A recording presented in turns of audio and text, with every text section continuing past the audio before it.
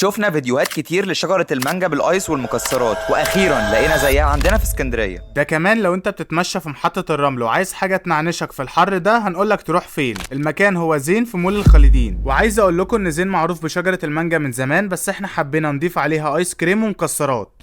احلى اختراع لحر الصيف.